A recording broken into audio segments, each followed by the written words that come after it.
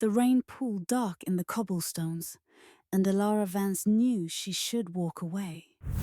She was 24 years old and had learned long ago that curiosity invited danger. Yet her feet remained planted in the alley behind her boarding house. Grey cloak plastered to her slender frame by the thunderstorm's fury. The wounded man slumped against the brick wall was in serious condition. She could sense it. The sharp scent of rain mixing with Viridia's perpetual coal smoke. "Please." His voice cut through the downpour. "Help me." Lightning flashed, illuminating sharp aristocratic features twisted in pain. His shoulder bore a serious wound, the fabric torn and darkened despite the rain's attempt to wash it clean. But it was his eyes that made her breath catch. Piercing sapphire blue, even in the storm's darkness, burning with an intensity that spoke of desperate need. Elara's storm-grey eyes darted to the alley's entrance. Mrs. Higgs would be counting the lodger's candles by now, noting who burned their rations too quickly. The landlady's loyalty extended only to coin and gossip, never to tenants who invited trouble through the door. This was trouble. Every instinct screamed it. "I cannot pay you now," the stranger said, mistaking her hesitation. He shifted, and something metallic clinked against the wet stones.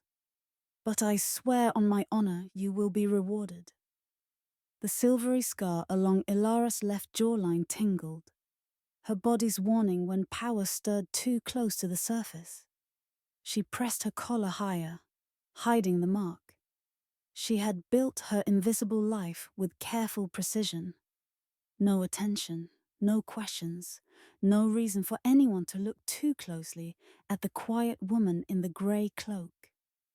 "You need a physician," she said, her voice barely audible above the thunder. "I am no doctor, no time." He coughed, his breath labored. "They are hunting me if they find me in the street." He did not finish. He did not need to. Elara knelt beside him, her dark brown braids coming loose from their severe pins as rain battered them both. Up close, she could see older scars beneath the fresh wound, a warrior's collection. His clothing, though mud-stained and torn, was finely made, the kind of tailoring that spoke of wealth, perhaps even nobility. Her fingers found the wound on his shoulder. He hissed in pain, but did not pull away. The injury was deep, but clean. A blade, not a bullet. That was something, at least. "Can you walk?" she asked. "I must." She helped him to his feet, his tall, muscular frame leaning heavily against her slender one. His raven black hair, wavy and unruly, dripped water down his face. The effort of standing made him sway, and for a moment she thought they would both collapse into the dark puddle. Then something fell from his coat, a small object that clattered against the stones with a sound too sharp to be coin. Elara froze. The lightning flashed again, and she saw it clearly. A seal, heavy and ornate, bearing a crest she recognized from her years cataloguing historical documents in Viridia's archives. 3 ravens over a crown, surrounded by words in Old French. The royal insignia bearing the crest of the Blackwood line, a symbol she recognized from her historical research. "Impossible," she whispered. The man's sapphire eyes met hers, and in them she saw truth and terror warring. Not impossible, just hidden. Thunder cracked directly overhead, shaking the alley walls. Somewhere in the distance, men's voices shouted over the storm. Hunting voices. Closing in, Elara made her choice. She bent, scooped up the royal seal, and pressed it into his palm. Quickly. she said, guiding him toward the boarding house's back entrance. Before Mrs. Higgs locks the doors, her quiet life was ending.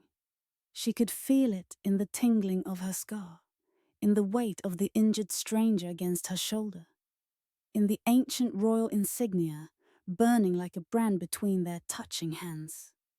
The back stairs creaked under their combined weight. Elara kept her shoulder wedged beneath the stranger's good arm, half dragging him up the narrow passage. Rain dripped from both their cloaks, leaving a dark trail on the worn wood. "Quiet," she whispered. "Mrs. Higgs counts candles like a miser counts coins. If she hears us, she'll want explanations I cannot give." The man's breathing came harsh and uneven. His weight pressed heavier with each step. Blood seeped through his coat, warm against her side. They reached the third-floor landing. Elara's room waited at the end of a dim hallway. The other lodgers had retired hours ago.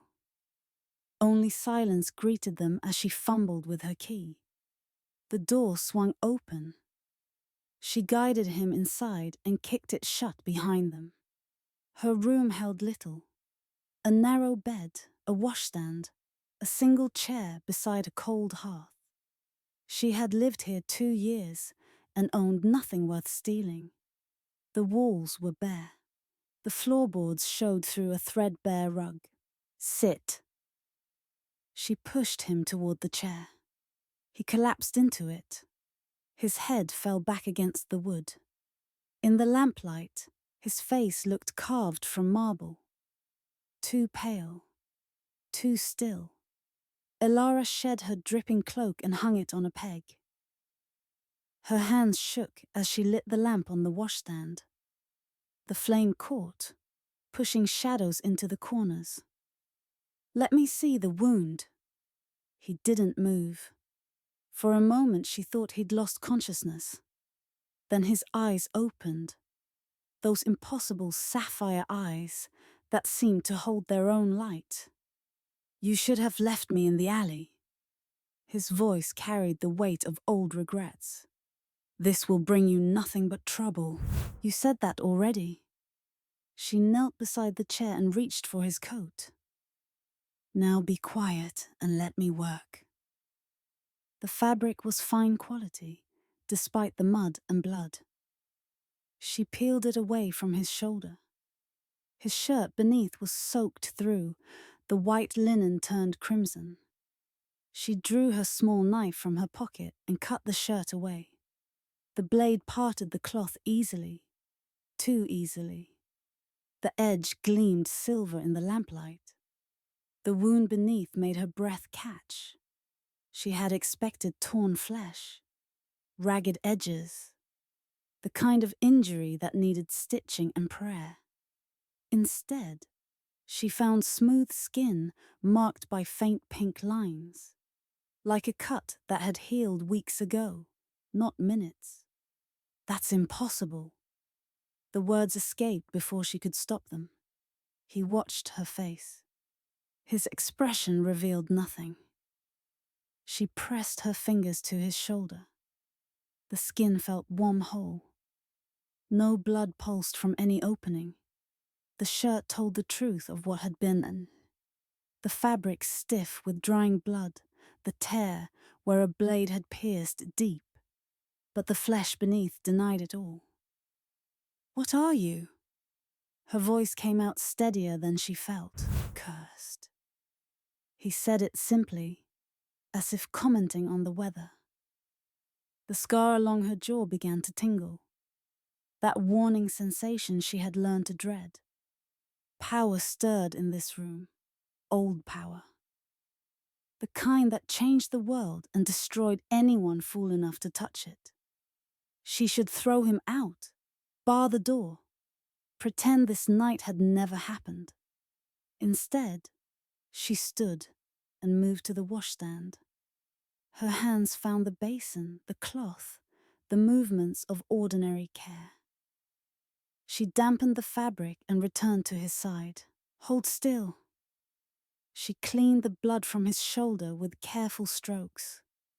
His eyes never left her face. "You're not afraid." "I didn't say that. Most would run." She wrung pink water from the cloth into the basin.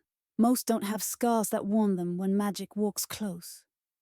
His expression shifted. Something like recognition flickered across his features. "You're marked." It wasn't a question.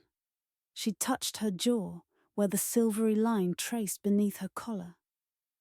The tingling had spread, a warning that screamed danger with every heartbeat. "Who's hunting you?" She met his sapphire gaze. "What did you do to make them want you dead?" "I was born." His teeth scraped together. That was crime enough. Thunder rolled overhead. The storm showed no signs of breaking. Rain lashed against the window, turning the glass into a river of shadows. Elara wrung out the cloth again. Blood colored the water darker now.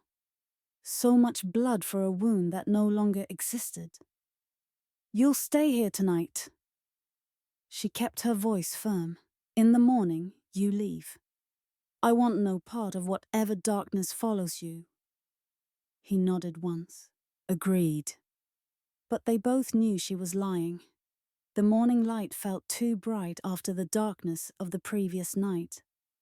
Elara kept her head down as she walked through Viridia's grey streets. Her cloak pulled tight despite the mild air. She had left the stranger Alistair door. He'd finally told her his name, sleeping in her room with strict instructions not to answer the door.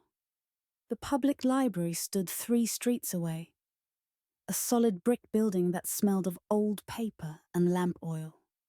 Elara had spent many quiet afternoons here, invisible among the shelves. Today, she had a purpose that made her hands unsteady. She needed to know what he was. The research section occupied the back corner, away from the main reading room. Tall windows let in dusty shafts of light. Elara pulled down a volume on European nobility, then another on heraldry. Her fingers trembled slightly as she turned the pages. The crest on his seal had been distinctive, a black tower beneath 3 stars. She'd only glimpsed it, but the image had burned itself into her memory. An hour passed. 2. The books revealed nothing useful. Plenty of crests featured towers, but none matched exactly. She set aside the heraldry texts and reached for something else. A slim volume on folklore and legends. "Looking for something specific, miss?" Elara's heart jumped. The librarian, an elderly man with spectacles, stood beside her table. She hadn't heard him approach. "Just general research," she said. Her voice came out too quiet. "Ah." He glanced at the books she'd collected. Curious combination. Nobility and folklore. "I have varied interests." He smiled, but something in his expression made her scar tingle. "Just slightly, just enough to notice." "Of course. Let me know if you need assistance." He moved away, but slowly, as if reluctant to leave. Elara forced herself to sit still. To appear calm? The tingling faded, but her unease remained. Was she being watched? Or was her fear making her see threats everywhere? She opened the folklore volume, skimmed past stories of ghosts and fairies, found a section on curses. Most were nonsense. Village superstitions about evil eyes and hexed cattle. But one passage made her pause. The mark of the usurper, a binding curse placed upon those who claim power not rightfully theirs. The mark manifests as a brand that cannot be hidden by any means and slowly drains the life from its bearer. No known cure exists, though legends speak of ancient bloodlines with the power to break such bindings. Ilara read it twice, 3 times. Her mouth had gone dry. Alistair had mentioned a curse. He'd said it was killing him, and he'd carried a noble seal, yet hid in alleys like a fugitive. She turned the page, hoping for more information. The next section discussed vampires. Her lungs stalled. Creatures of the night, sustained by blood. They heal from mortal wounds with supernatural speed. Their eyes often reflect an unnatural gleam, and they possess strength beyond human capacity. The healing. His wound had closed in minutes, impossible for any mortal man. But vampires were myths, stories told to entertain adults around the fire. Weren't they? Finding what you need? The librarian had returned. This time, his smile didn't reach his eyes. Yes, thank you. Ilara closed the book carefully. I should be going. So soon? You've barely started. She stood, gathering her cloak. The scar on her jaw burned now, a clear warning. Something was wrong, something about this man, or this place, or... That's an interesting mark you have. His gaze fixed on her jawline, silvery, almost like a brand. Ilara's blood turned to ice. She'd been careful. She always kept her collar high, her face turned away. How had he seen? I don't know what you mean. She backed toward the door. Of course not. His voice followed her. But if you're researching curses and old bloodlines, perhaps you should ask yourself why. She fled. Through the stacks, past startled readers, into the grey Viridia morning. Her pulse kicked at her throat. He'd known. Somehow, he'd known what she was looking for, what she was. And now someone else knew she was asking questions about the stranger in her room. The boarding house garden lay shrouded in moonlight when Ilara returned. She had walked the long way from the library, circling through foggy streets while her mind churned with impossible facts. Vampires, curses, kings. The back gate creaked as she slipped through it. Mrs. Higgs kept this small patch of earth for her kitchen herbs. But at midnight, it belonged to shadows and silence. Ilara needed both before she faced him again. She sank onto the wooden bench beneath the bare apple tree. Her hands still trembled from carrying those heavy books, from reading those terrible words. The silvery scar along her jaw tingled with persistent warning. You've been gone for hours. Ilara's stomach dropped. Alistair stood in the doorway of the boarding house, his tall frame backlit by the dim hallway lamp. He had found clothes somewhere, a simple white shirt and dark trousers that fit him well enough. His raven hair caught the moonlight as he moved toward her. You should be resting, she said. Her voice sounded steadier than she felt. I woke to find you gone. He crossed the garden in 3 long strides, his piercing sapphire eyes fixed on her face. You left no note, no word of where you'd gone. I don't answer to you. The words came out sharper than she intended. Alistair stopped a few feet away. Something flickered across his aristocratic features. Pain, perhaps, or recognition of the distance she was trying to create. You went to research me, he said quietly. Didn't you? Ilara stood. The bench scraped against the flagstones. You told me you were cursed. You showed me a seal with a royal crest. What else was I supposed to do? Trust me. Trust a stranger who heals from mortal wounds. Her hands clenched at her sides. Trust someone who won't even tell me what he is. The silence stretched between them like a blade. Somewhere in the distance, a church bell tolled the hour. 1 chime. 2. 3 strokes of midnight. What did you discover? Alistair's voice had gone very soft. Elara lifted her chin. Her blood pounded in her ears, but she held his gaze. The mark of the usurper. A curse that drains life from those who claim power not rightfully theirs. She paused. And other things, darker things. Say it. His mouth became a line. Say what you think I am. Vampire. The word hung in the cold night air. Alistair didn't flinch. Didn't deny it. He simply stood there, moonlight carving harsh shadows across his sharp features. Are you going to run now? He asked. Scream for help? Drive me out into the streets where my enemies can find me?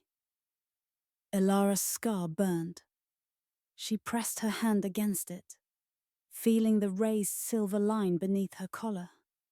I should. Any sane person would. But you won't. It wasn't a question. No. The admission tasted bitter. Because I'm not sane. Because I've spent my whole life running from what I am.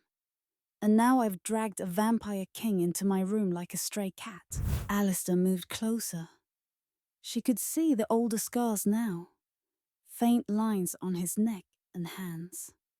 Warrior's marks. What you are? His voice sharpened with interest. Your scar. It's not just a scar, is it? Elara stepped back. The bench caught the back of her knees. Don't change the subject. I'm not. He reached toward her face, then stopped. His hand hovering in the air between them. You feel it. Old power, dark magic. That's why you noticed me in the alley. That's why you could see through the rain and fog when others passed by. Stop. Her voice broke on the word. You have your secrets too, Elara Vance. His hand dropped to his side. The difference is, I'm not demanding you reveal them. The accusation struck home. Elara wrapped her grey cloak tighter around herself, as if the fabric could shield her from truth. This isn't about me. Isn't it? Alistair's sapphire eyes searched her face. You asked me to trust you when you brought me to your room, when you tended my wound. Now I'm asking the same of you. That's different. How? Because you're... She stopped. Because you're dangerous. Because you're everything I've tried to avoid. Because looking at you makes me want to stop hiding. The unspoken words seemed to reach him anyway. His expression softened. I won't hurt you. I give you my word. The word of a vampire. But there was no real bite in it. The word of a man who owes you his life. He took one careful step closer. Whatever else I am, that remains true. Elara's resolve wavered. She had come out here to confront him, to demand answers, to perhaps send him away before his presence destroyed the careful invisibility she'd built. But standing in the moonlit garden, seeing the weariness in his eyes, she felt her determination crumbling. The curse, she said finally. It's killing you, isn't it? Alistair's silence was answer enough. How long do you have? Weeks, perhaps a month. His voice remained steady, but she heard the resignation beneath it. Unless I can find the one who placed it and break the binding. And if you can't? He smiled then, a bitter twist of his lips. Then you'll have sheltered a dying king for nothing. The coffee house. smelled of roasted beans and damp wool. Elara kept her grey cloak pulled tight as she slipped through the door. The familiar warmth wrapped around her like an old blanket. She had come here every Tuesday morning for 3 years, same table by the window, same order, black coffee and a currant bun. Routine was safety. Routine was invisible. But nothing felt safe anymore. Her scar tingled as she settled into her usual seat. The silvery line along her jaw had barely stopped burning since last night's confession in the garden. Since Alistair had stood so close, not denying what he was. A vampire. She had sheltered a vampire, and she had promised not to turn him away. The server brought her coffee without asking. Elara wrapped both hands around the cup, grateful for something normal to hold on to. Through the window, Viridia's grey streets crawled with morning traffic. Carriages splashed through puddles. A flower seller called out her wares despite the drizzle. Everything looked ordinary, but Elara's instinct screamed otherwise. 2 men entered the coffee house. They wore dark coats, unremarkable. But they moved wrong, too careful, too watchful. One had a thin scar cutting through his eyebrow. The other kept his hand inside his coat pocket. Elara's palm went damp against her cup. She forced herself to look down at her coffee, to appear uninterested. The men took a table near the back, close enough to watch the door, close enough to watch her. Her scar burned hotter. "More coffee, miss?" The server hovered with the pot. "No, thank you." Elara's voice came out steady. Years of practice at pretending everything was fine. She broke off a piece of her bun, chewed slowly, counted her breaths the way she had learned long ago, when her power first manifested, and terror came with it. The man with the scarred eyebrow leaned forward. His companion pulled something from his pocket, a small leather notebook. They bent their heads together, speaking in low tones. Then the scarred man looked directly at her. Elara's stomach dropped. She looked away, but not before she saw recognition flash across his face. Not recognition of her. She was nobody. Invisible. But recognition of something. Had they seen her with Alistair? Impossible. They had been careful, hidden in the garden's shadows. Unless someone had been watching even then. The door opened again. A woman entered, shaking rain from her umbrella. She wore a fashionable burgundy dress and a knowing smile. Her gaze swept the room and landed on Elara with the precision of a hawk spotting prey. 3 of them now, all watching her. Elara's hand trembled. Coffee sloshed against the rim of her cup. She set it down carefully, willing her face to stay calm. She had been so careful. 3 years in this boarding house, living small and quiet. Never using her power, never drawing attention. And now, because of one wounded stranger in an alley, everything was unraveling. The woman in burgundy approached the men's table. She said something too quiet to hear. The scarred man nodded, and all 3 looked at Elara. Her scar flared with sudden heat. Not just a tingle now, a warning. Power stirred in the air around these people. Old power, like what she had sensed from Alistair's curse. But different, colder, hungrier. The woman smiled and started walking toward Elara's table. Elara's mind raced. Run? That would confirm their suspicions. Stay? That meant confrontation. Either way, Her invisible life was crumbling. "Miss Vance?" The woman's voice was silk over steel. "How unexpected to find you here." Elara's blood turned to ice. They knew her name. They knew who she was, which meant they knew what she was. "I'm afraid you have me confused with someone else."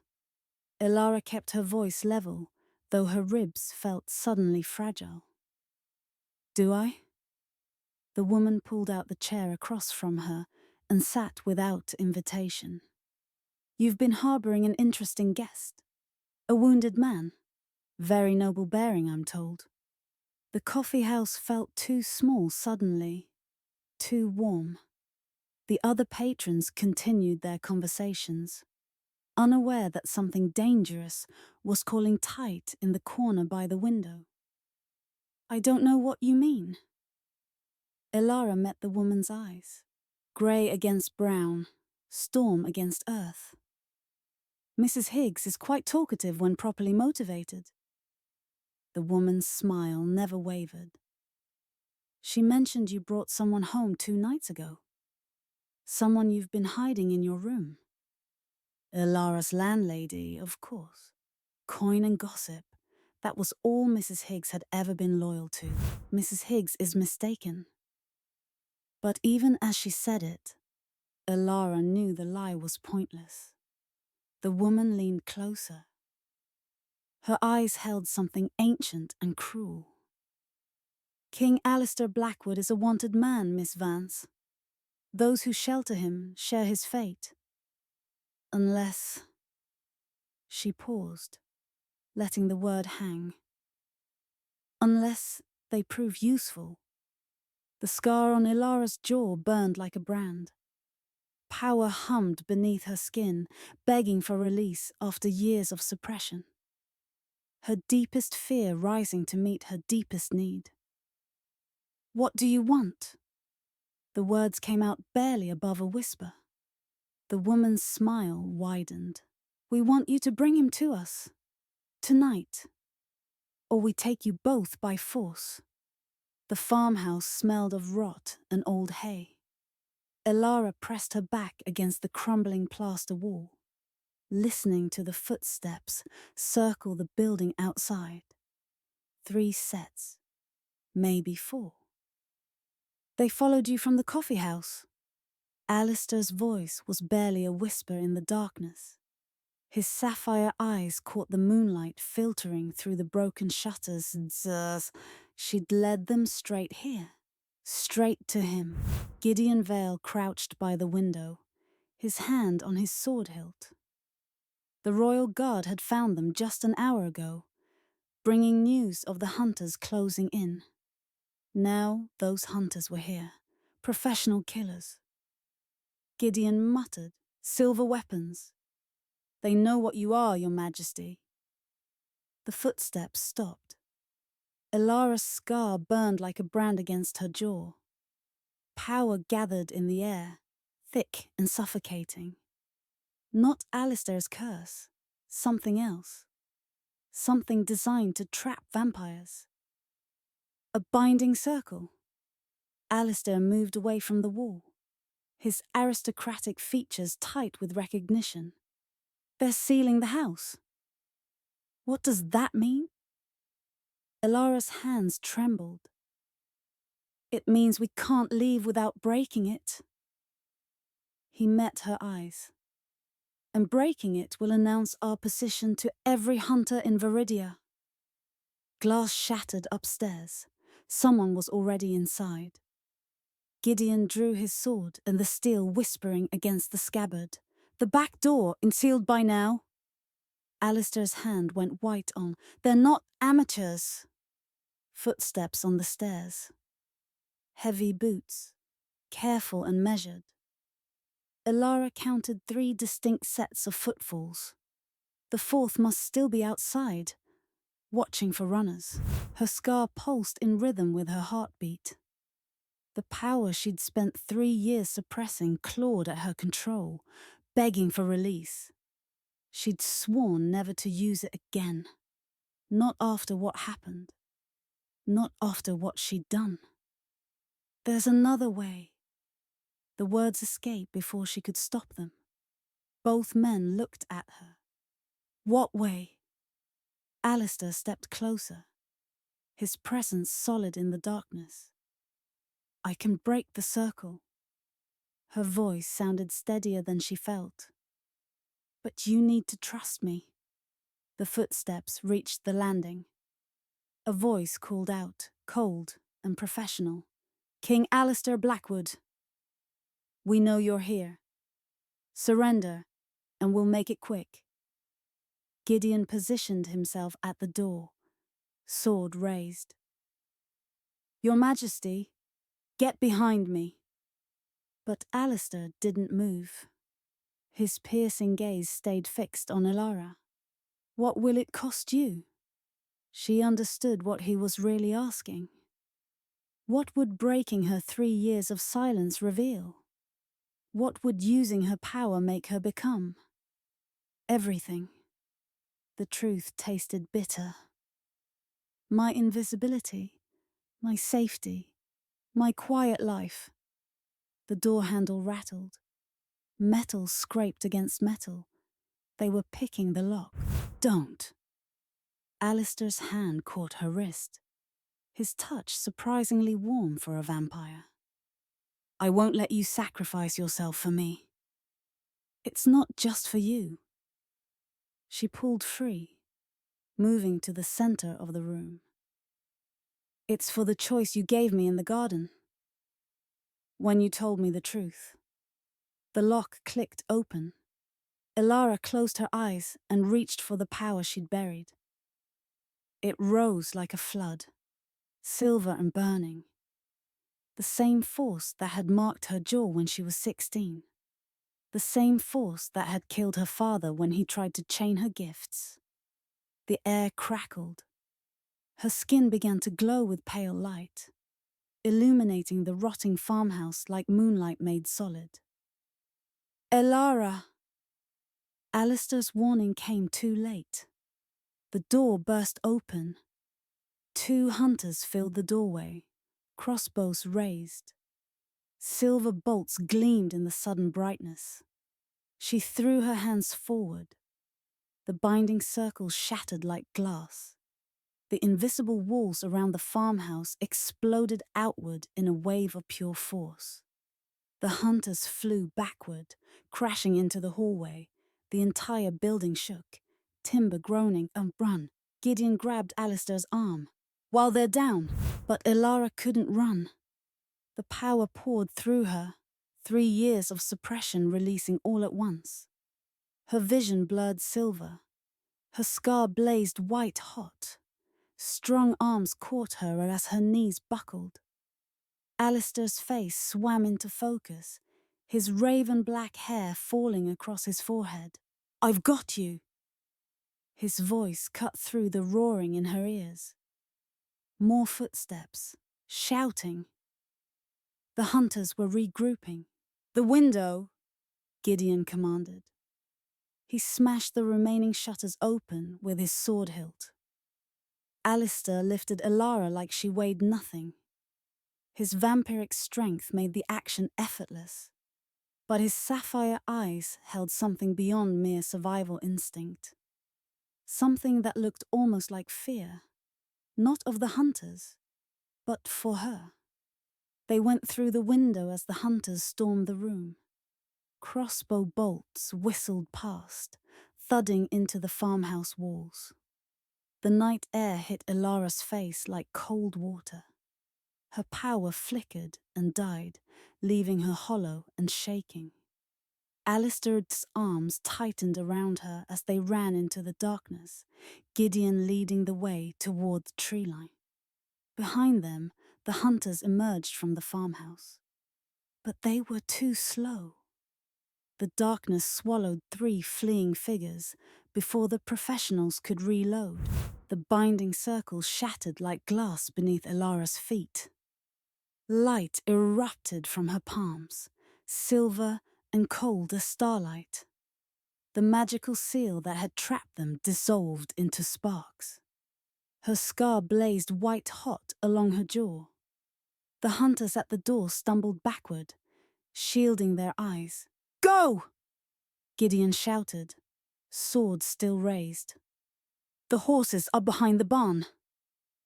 Alistair gripped Ilara's arm, steadying her as the power drained from her fingertips. She swayed, suddenly exhausted. The room spun. "I can walk," she said, though her legs trembled. They ran through the shattered doorway into the pre-dawn darkness.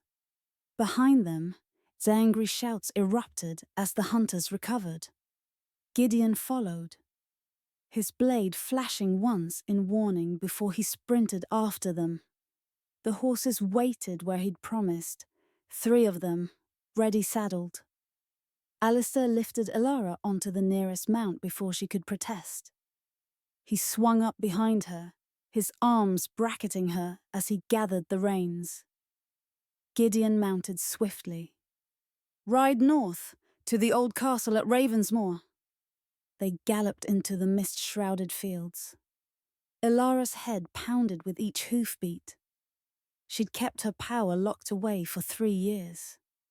Now it burned through her veins like fever. "You shouldn't have done that," Alistair said quietly, his breath warm against her ear. "We'd all be dead otherwise. They saw what you are. They'll hunt you now." Ilara closed her eyes. She knew. The moment she'd broken that circle, her quiet life had ended.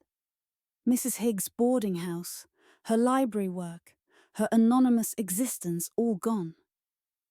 "I made my choice," she said. His arms tightened around her. "Then I'll keep you safe." They rode for hours as dawn broke pink and gold across the countryside.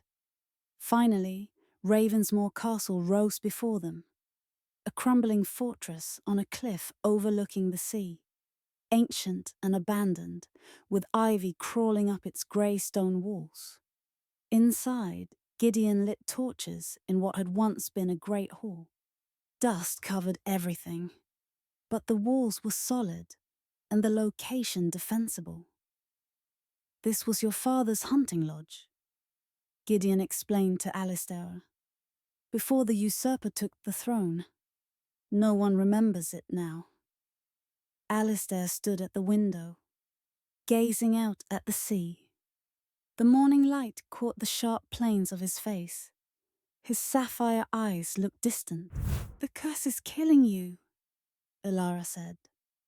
She'd seen how pale he'd grown during the ride, how his hands had trembled when he'd helped her dismount.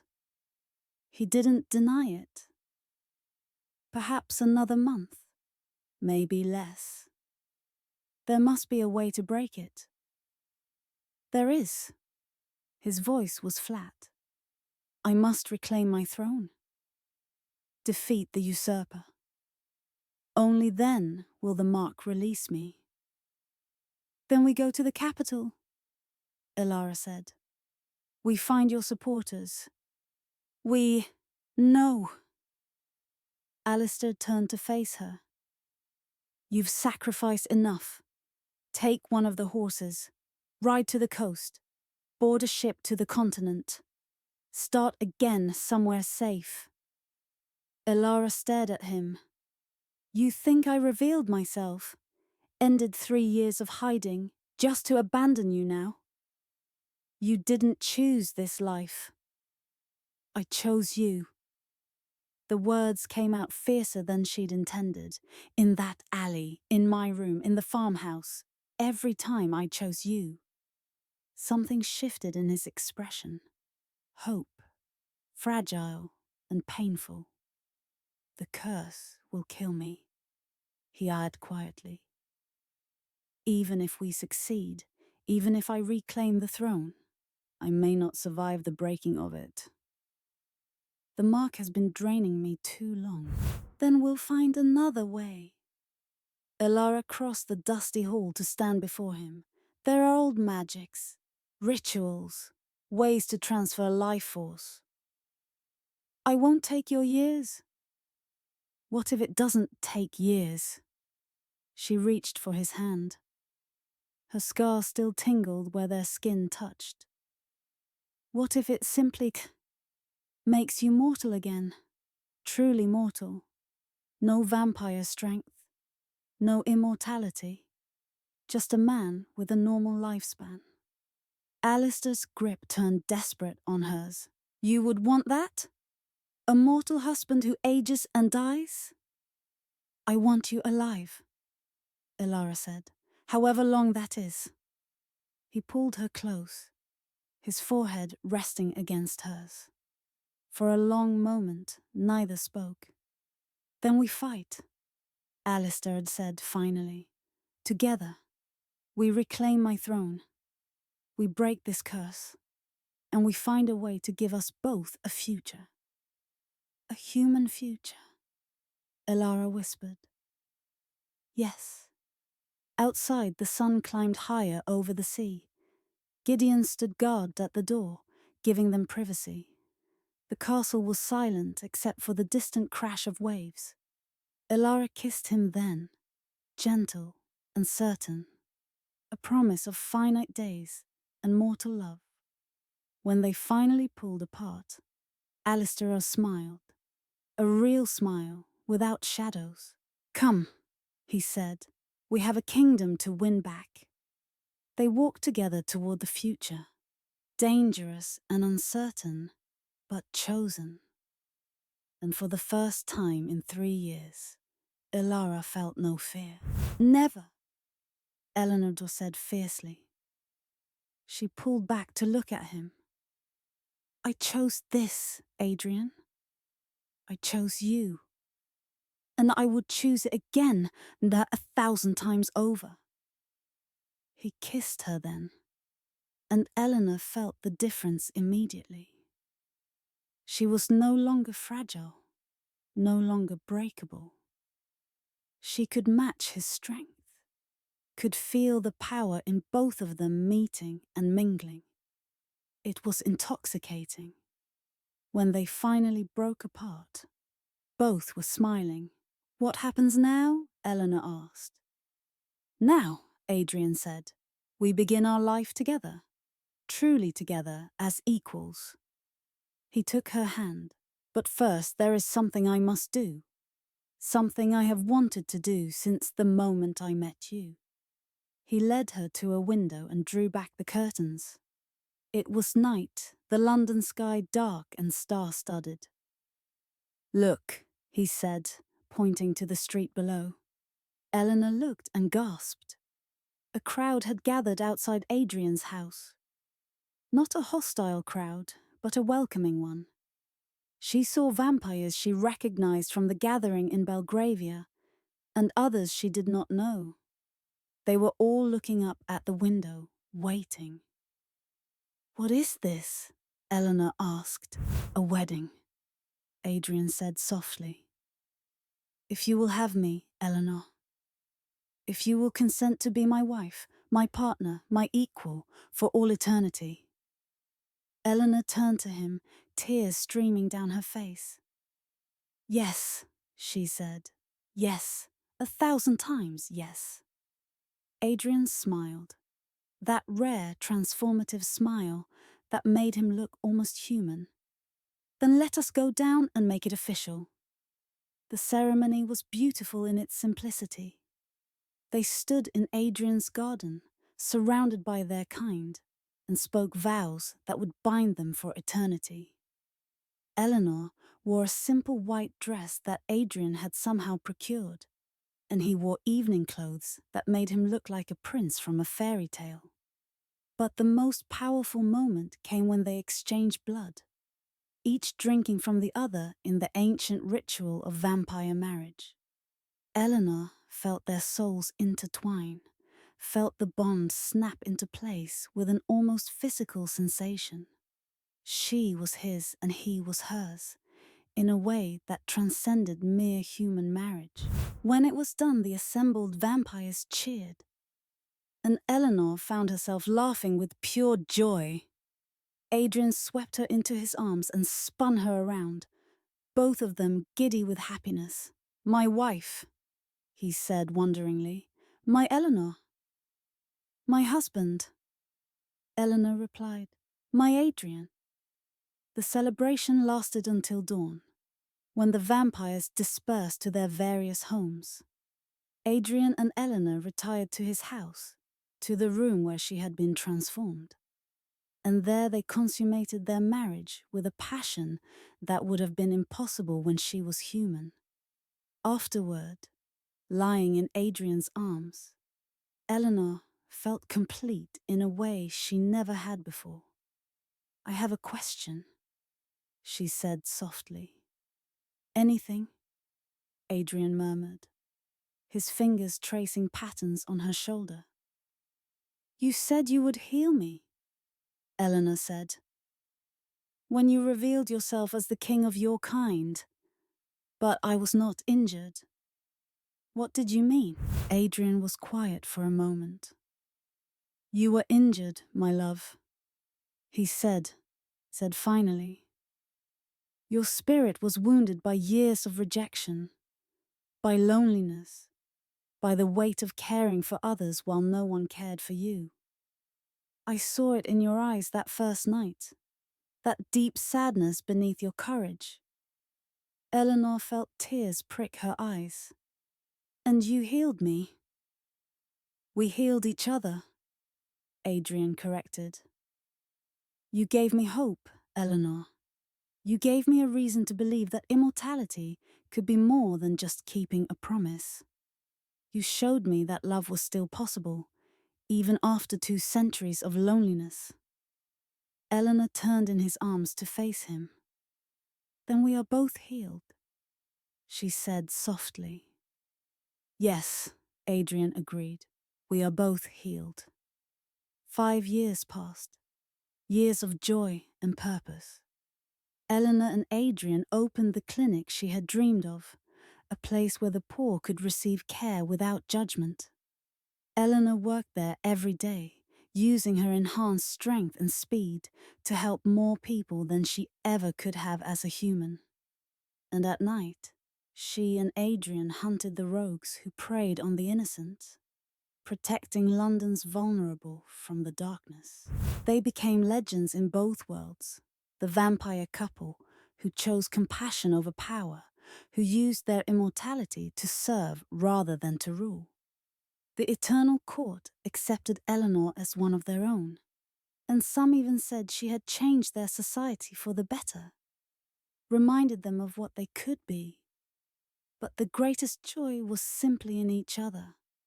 Every night, Eleanor woke to find Adrian beside her, his golden eyes warm with love. Every night, they faced the world together, partners in every sense of the word. One evening, as they stood together on the balcony of their house, looking out over London, Eleanor said, "Do you ever regret it, transforming me?" Adrian turned to her, his expression tender. "Never," he said firmly. "You are the greatest gift I have ever received, Eleanor. You gave me back my humanity, even as I gave you immortality." Eleanor smiled and leaned into him, feeling his arms come around her.